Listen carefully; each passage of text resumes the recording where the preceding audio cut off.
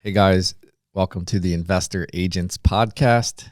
Today we have a very special guest, my partner, my dear friend, basically my marriage business partner, Shawn Connors. Shan. I got to start that over. I love it. All right. Just do it. Just keep roll going. with it. That's yeah. fine. Shan. I always spell his name wrong still. No. Everyone does.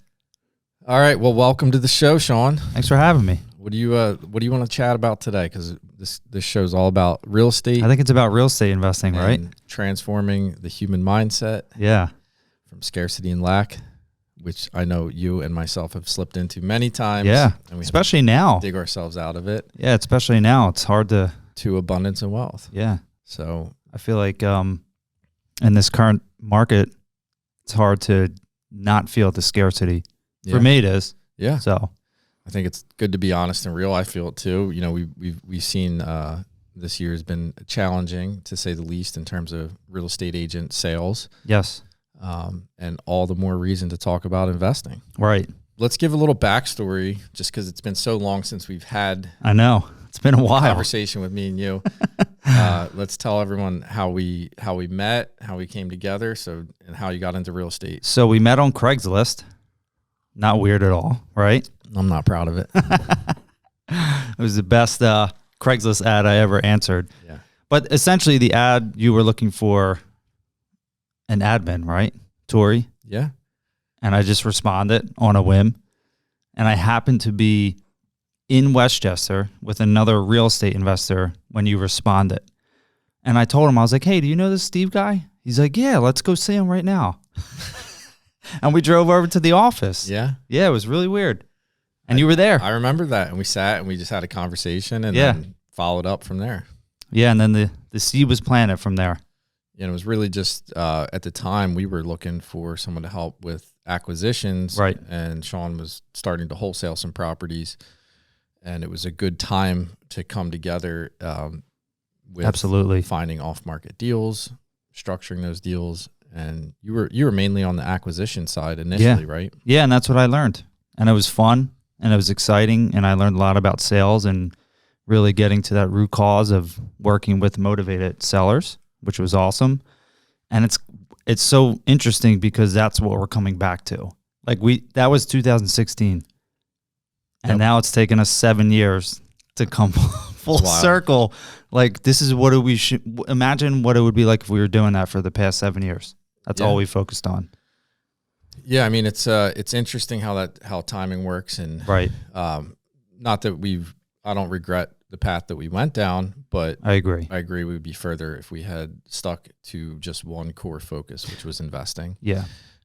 With growing the real estate brokerage, it's been amazing, and we've built so many amazing relationships and helped agents, and we're grateful for all the agents we have. With that said, we know we can bring more value on the investing end. 100%. Even for our agents. Mm-hmm. So I guess we'll just roll right into that, how we're shifting our focus from just going out trying to list and sell properties as a company, which we will still do. Right. We always will. It'll always be a part of it. But actually integrate being a real estate investor buyer right into our business. Yeah, so now we're starting to focus more on those tactics we used to begin, which is direct mail. And we are going direct to sellers through different kinds of lists. And then we're going to couple that with email marketing, text marketing, and social media. It's really just a function of a lot of agents are hurting in their business because the market's dictating their business, which it's not 100% true. But if you talk to most agents, the number one thing they're going to say is, I have buyers, but I don't have any to. Right. So, all their sales are down. Right. So our thought has been, how can we control more of our own inventory? And that's by us being a buyer. Right. Right. And buying properties and reselling them, buying them and holding them. And we've all been doing that kind of in our own hodgepodge way, right? Like through the brokerage. But now we're just integrating that into our Investors Agent program, which ties into the Investors Agent Podcast. Exactly. Ties into our whole vision and mission, which is to help create financial freedom through investing in real estate. Right.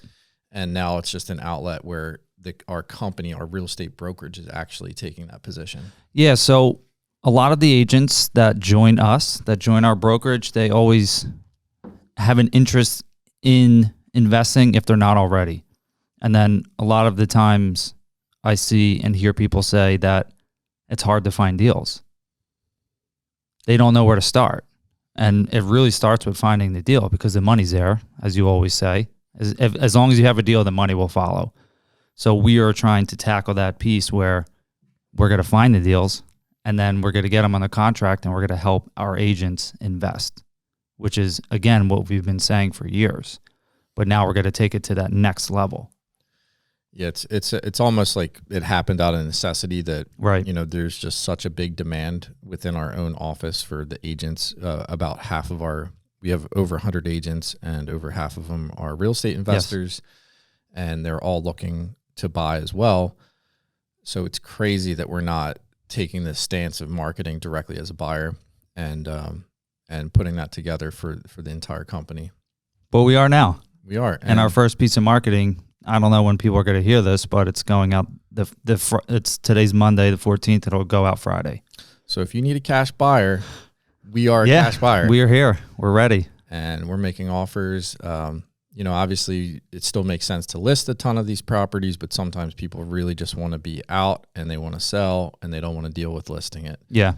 And I just bought a house like that in Westchester, where the seller purchased it in 2018, I believe. They tried selling in 2020 and they had no luck.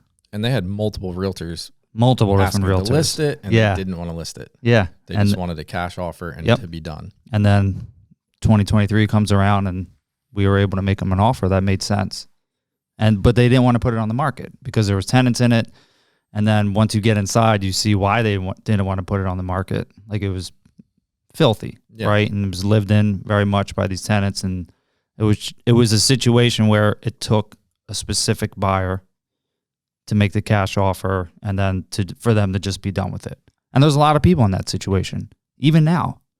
Absolutely, yeah. There's a ton of landlords that they don't want to interrupt their tenant's life. They don't want to, if they can't get the number they don't really want the property out there on the market, and they just want to sell it. Yeah. And that's a perfect scenario. It's just one of the things that we can do is look at how can we create value for the seller, where does it really make the most sense to list it? If it does, let's do that. Right. Does it make the most sense to buy it? If it does, do that. If it makes the most sense for them to sell it to us with seller financing to save on their taxes, possibly if they've depreciated it, let's look at that. Let's talk to your CPA. Let's see how we can make it more beneficial for you. Right.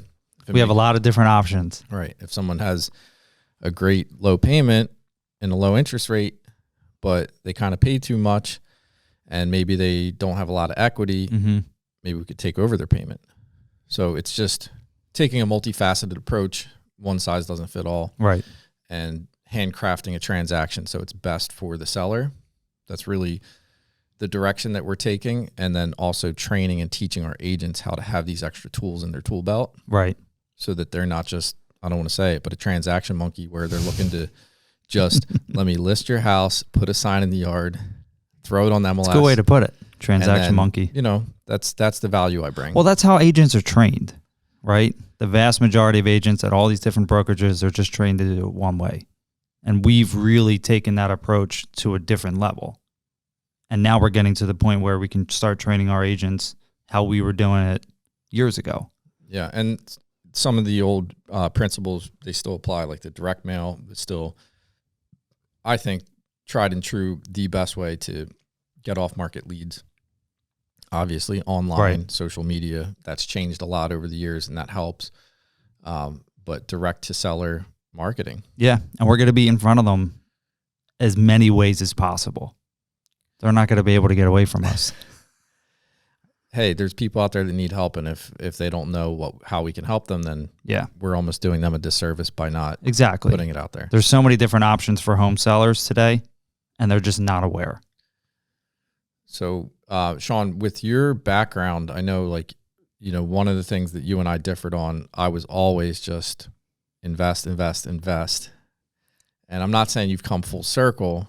I think I have. But because I understand where you're coming from too, right? Like you have family to feed, right, bills to pay, so we need some sort of active income until we get enough passive income to live off sustain, of, right? Yeah. Which takes time.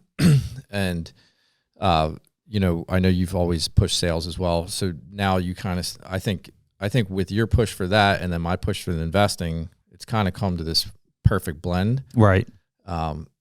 Just wanted your thoughts on where your mindset was and where it is now. I'm very happy that we went in those directions to start. Like I was always pushing for sales, and at whatever point it was, 2018, I was like, let's start growing the brokerage. I'm really happy we did that because we got to here, like this moment in time. If we would have went just investing, who knows what would happen, So I'm really happy that we did that. I'm happy that we decided to grow it to where it's at. And now, like, I see the importance of sales. I do. It's very for necessary. Most agents, it's yes, absolutely for necessary. most, I would say for almost all of them, it's necessary. But now I see the future, and I'm like, oh man, I wish I would. All these houses that I sold in 2017 and 18 and 19, I'm like, I wish I would have bought them. There's so many. At least a few. Yeah, or right? at least a few. 5 of them. More, yeah. There's so many I kick myself. You for see not. the ones you bought and what they've done, and then you compare that to the sales over time. It always looks better to take the commission check right at the beginning. Yes. But it's that instant gratification versus delayed wisdom and seeing the bigger picture. Yeah. Left millions of dollars on the table, essentially.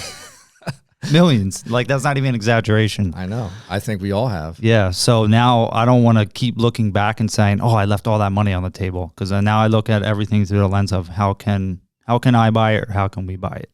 As long as we can make it work for the seller and they get what they need out of it and do what's best for them, why would we not want to be the buyer? Right. Exactly. It makes no sense, because to go find another buyer, it takes actually more energy. Way more work. And now you have more people involved in the transaction. It's diluted with more commissions. You can offer the seller potentially almost more depending on what it is. Yeah. Just to go direct and be done with it in less time and less energy. And hopefully make it all work. Scale your time so much better. Yep. Doing it this approach. But we're here. We're doing it now, and I'm happy that the path that we took led us here. I am too, and I think it's perfect timing with the way the market is. Exactly. We're seeing more listings. I don't want to say sitting for too long, but you're seeing a little bit of some listings sitting longer than typical. Yeah, That's true. Some sellers that have a little more motivation. There's obviously always scenarios where people just need to sell, right? Whether it's relocation or a family event, or a financial situation, or a tired landlord that just wants to be done. Right. They hit the lottery and they don't care about the money. I was there last week. I was done. Broker, salesperson, investor, landlord, short-term rental, short-term, long-term, Pocono guy. I've done a lot. Who's the Shawn Connors? What is the part in all that sings to you the most, in terms of what you do? Investor. It really does. I love that, but I also love being a part of the brokerage on the broker level, working with agents. Like I was helping agents this weekend, with situations where it's, even for me, it was like, oh, I've never heard of something like that before. So it's great walking through new situations with the agents, with sales, and I want to always do that. And then from the investing side, for myself, of course, I love building portfolio and building wealth, and I really want to start helping our agents do that on a more personal level too. I think that's what sings to me. Yeah, the last part. You can hear the difference in your voice when helping others do it. Yeah. Yeah. Because it's great to do it for yourself. And that's why we came together. That's why we're still together, is because we see the pathway to wealth is through investing. And then we have there's just some sort of pull that if you don't help other people do it, you're not really fully getting it yourself. Right. I don't know what it is. That's true. But it's, it's learn as you go. We're still learning. We're still novice. I still think of us as in the infancy stage. Yeah. It's not like we're up here and all the agents are down here. It's like we have some agents that are up here. Way We're up down there. here. Yeah. But we get to learn from them. But we're creating a space. We're creating a community and an environment for everyone to learn from each other. Right. And that's really, I think, what fuels us when we see that. And then when you see the growth and having different agents come to us and doing deals that we're amazed by. And we're like, that's amazing. Yeah. It's pretty impressive. Life-changing. It's really impressive.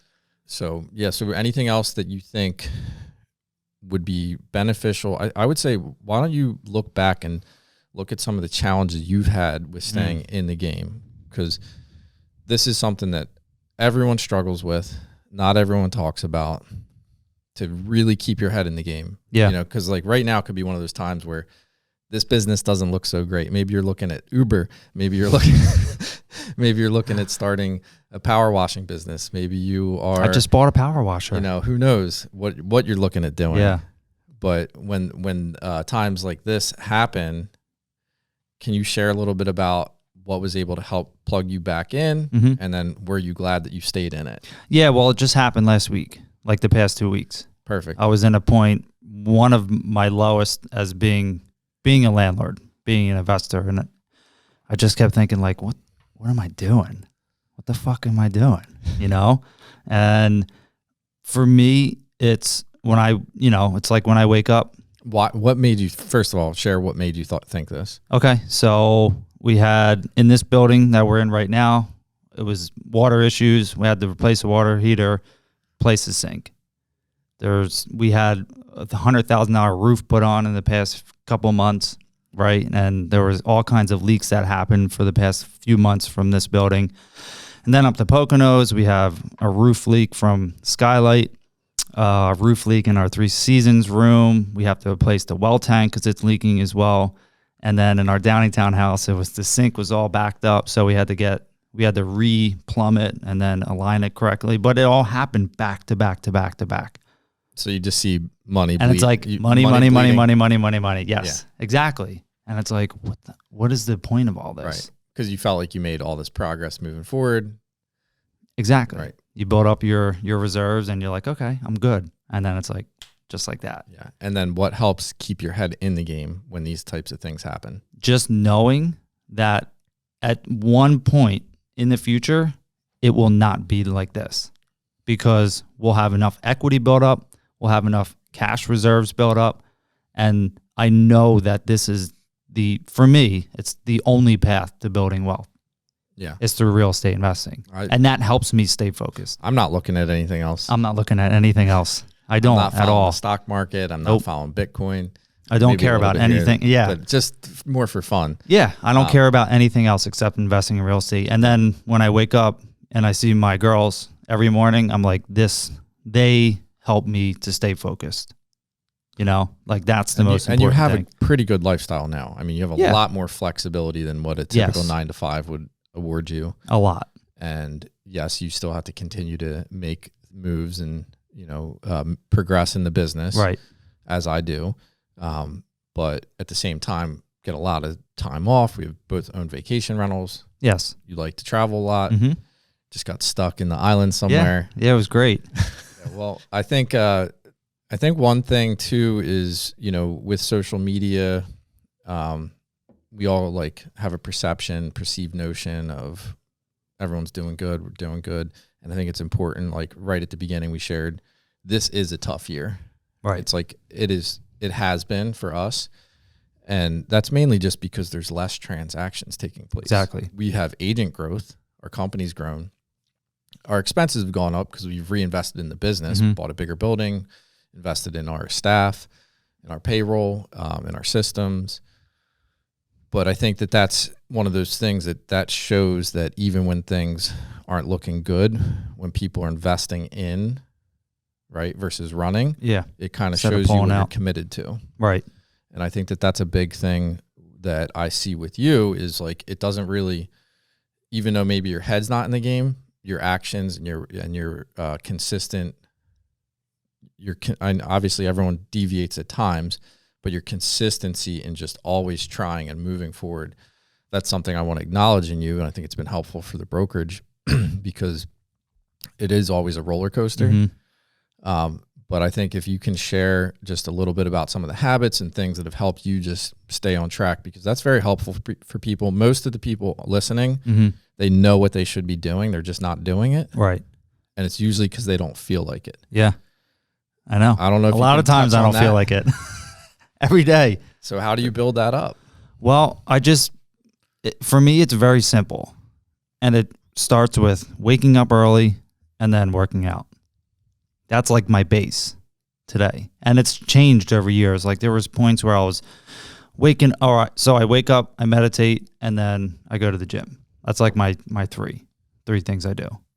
So over the years, it's transformed. It's, at one point it was reading and writing, meditate, all this stuff. But right now it's wake up, meditate, go to the gym or run. Like that's my base. And that knowing that I do that 6 to 7 days a week helps me to stay consistent in other areas. And then I'm always trying to do something very difficult, meaning I ran my first marathon this year. So I was training for a marathon for 5 months. And then I have an event coming up August 26th that I've been training for the past few months. It's like a Spartan challenge. It's like whatever. Nice. Yeah. But like when I have something that's out there that I'm training for physically, it helps me to stay sharp mentally and helps me to keep on track. And that's something we learned that at Tony Robbins. Yeah. But I mean, a lot of people say it. It's like if you're having trouble with your psychology, change your physiology, right? Like change your body, your state. And then it helps with the psychology, because if you're not in the game, you're living in this physical form, right? So one of the best ways you're talking about, like working with your mind, but also your body, and then creating challenges that are things that are uncomfortable that cause you to have to take action in the face of what your feelings are saying. Because I'm sure you don't feel like running when it's raining and cold out. Not at all. Your legs are sore and they're really sore now. Business is, struggling and things don't look good and the market's not great. You don't really feel like making those calls. You don't really feel like making that post. You don't really feel like getting on the podcast and talking to someone you talk to all the time. Yeah. But you do it. I know. Right? I just do it anyway. Yeah. And for me, I've learned that physical activity, like striving for that physical goal, drives me more than a sales goal or an investing goal. It just does. But do you feel like it relays into the rest of your life? 100,000%. And I would think everyone that listens to this could agree with that. Yeah, it's like 100,000%. When your physiology's right, that your psychology's right. And when your psychology's right, you could just get more done. You have more energy and you're focused. Exactly. So I'm thinking about doing something crazy. Oh boy. You say it on here, it's I know. So I'm thinking about, I am going to do the Philly Marathon in November. Okay. And then I'm either going to do 75 hard, like leading up to it or after it. One or the other. I did it once. We got to do it again. Did you do it before? I didn't know if you started it. Right? I stopped at 31. Okay. Day 31. Yeah, and you're like a machine. So if you're one thing off, you're going to start over. I know how Shawn is. Yep, drive exactly. him nuts if he's not 100% on it. Yep. Yeah, that's great though. It's good. Good to challenge yourself. I'm not going to commit to that right now, but good for you. Tell everyone you're going to do it. Nah, I'm good. Okay. Yeah, I think I do know that when I have a challenge though, it helps me. It does. But I can't agree to it at the moment. All right. I would do like 45 medium 45 soft. So I guess for the listeners out there, we want to get more engaged with you. So if you guys leave comments about what you want to hear, topics, we've talked about tax strategies with CPAs. We've talked about retirement planning with qualified third-party administrators. Yeah. We've talked syndications and syndicators, all kinds of stuff. Sinners. We've talked to hard money lenders and multifamily investors, flippers. We've had a lot of different topics on this podcast, but really what we want to make sure we're bringing value to you guys. So definitely reach out with any let us know feedback. If it's really boring and I talk too much, that's fine as well. People love negative comments on the social world out there. Yeah, you can call out my SHIT. So I think that it's important to just hone in on the things that have made a difference for your business. Can you recommend any books, seminars? Yeah. Tony Robbins, huge. And what is the base level one called that we did? It was so impactful. Oh my gosh. Unleash the power. Unleash the power within. Okay. That was great for a seminar for investing bigger pockets. If you go to the Bigger Pockets event, which we're trying to go to, books wise, I really still love The One Thing, and then Darren Hardy's Entrepreneur Roller Coaster. I never read that one. Those two for me are like my top two. I like Darren Hardy a lot. He's great. Yeah. Yeah. The Entrepreneurial Roller Coaster. Yeah. Why don't you share a couple of things that you got out of each of those? Oh man. From the seminar. Well, for the seminar, that was very difficult for me because like I'm not a hype guy like that, jumping up and down in my seat. But I think it made lasting impressions on me because I still think about it. And it's more so what you already mentioned, that if you're not feeling good in your head, like movement.